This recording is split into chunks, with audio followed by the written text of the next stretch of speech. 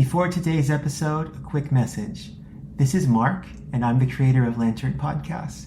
I'm really looking to talk with more of our listeners to get a sense of what you honestly like and dislike about these shows. So if you'd like to chat, please shoot me an email at hello@lanternpodcasts.com, and I'd love to speak with each and every one of you. Thanks. Now on today's episode.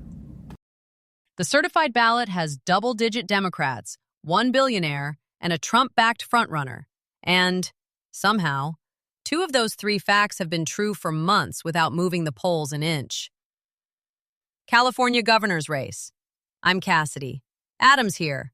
And before Tuesday locks the top two, we've got the official voter guide, the race to the WH polling average, and a Porter grassroots pitch that has to survive a spreadsheet. And we finally have a certified Democratic field long enough that vote splitting isn't hypothetical anymore. It's the math sitting under every second-place projection. That's where we start. This one's from California Secretary of State. I've spent my entire career holding those in power accountable when they lie or break the rules. As governor, I will go toe-to-toe with Donald Trump and anyone who tries to harm California families.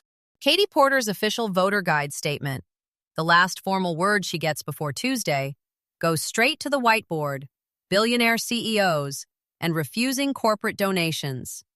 That last line is a pretty clean shot at Tom Steyer's $195 million, without ever saying his name. And still, no budget number anywhere in it. Income tax elimination for everyone under $100,000, housing construction, cost relief. That's a 9-figure promise with no revenue mechanism attached. Dan Walters flagged the education silence weeks ago. This statement doesn't mention K-12 or higher ed once, and now every major Democrat in the voter guide is making the same omission. That doesn't happen by accident. That's a consultant decision. The grassroots campaign line on her endorsements page is doing some real work, sure. But the thing that actually tests it is her donor map heading into Tuesday. And the voter guide isn't where you find that answer. Haha. If the anti-billionaire play was going to pull progressive voters together, it had to crack the Cal Matters three-way conversation first. It didn't. So now she's making the closing argument to an audience that's already been told this is a Newsom, Becerra, Steyer race. The whiteboard lands in a room where the seating chart got set without her. This one's from the source. The Secretary of State certified list is official, and it runs deep. 23 Democrats on the governor's ballot, including a mathematician, an aviator, educator, entrepreneur, and someone listed simply as Thunder Parley, market analyst. Most Californians are seeing these names for the first time in the voter information guide, 4 days before they have to pick one. In a jungle primary, 20-plus Democrats isn't a fun fact. It's a vote-splitting problem with actual arithmetic. Every percentage point that leaks to Agbady or Raji Raab or Barack D. Obama Shaw is a point that's not going to Becerra or Porter when second place gets decided Tuesday.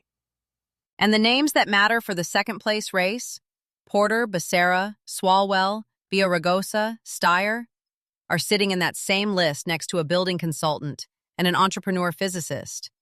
The voter guide is where the official record lives, and it's the first time you really see how crowded this field got.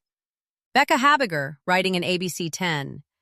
President Donald Trump has endorsed Republican candidate Steve Hilton in California's race for governor, a move that could reshape the primary and general election landscape.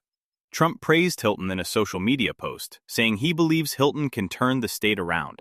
The ABC 10 Trump-Hilton endorsement piece is dated April 7th, so we're 7 weeks out from that story now, and 4 days from the primary. The question was never whether Trump would endorse. It was whether that endorsement moved Republican turnout, or whether it just turned into wallpaper. Race to the WH has Hilton sitting around 22%, and the demographic splits matter here. If his numbers are holding in Republican-leaning Southern California regions, but mail ballot return rates among those voters are lagging, Trump's social media post didn't deliver a coalition. It delivered a ceiling. And if you pair Trump's turn the state around mandate with Hilton's very specific, uncosted $3 gas promise, you get this weird combo. The endorsement handed him a vague permission slip, and he filled it with a bumper sticker. 22% in a jungle primary, and the signature pledge still has zero revenue math attached. If that's the Trump endorsement dividend in California, it's a pretty thin return on the brand. Here's Logan Phillips at Race to the WH. While Democrats would be heavily favored in the general election, there is a slim but real risk that they could get locked out if two Republicans finish on top. A possibility because Republican voters have largely coalesced around two candidates, while Democratic voters are divided across a larger field of candidates. Race to the WH's polling average has a structural break in it now. Swalwell out, the Sarah jumping into the top tier, and pre-dropout polls cut to half weight. That's not one trend line anymore. It's two separate races stitched together.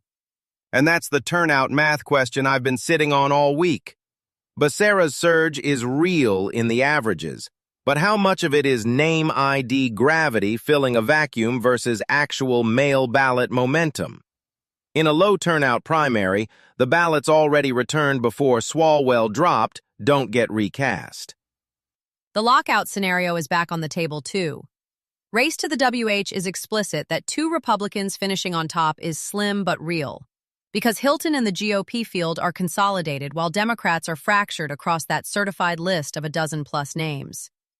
Porter's only grassroots campaign framing in the voter guide looks a lot different if Becerra is the Democrat absorbing Swalwell's orphaned voters. She needed that consolidation, not Becerra, and the timing of the drop may have handed it to the wrong candidate. Here's the source.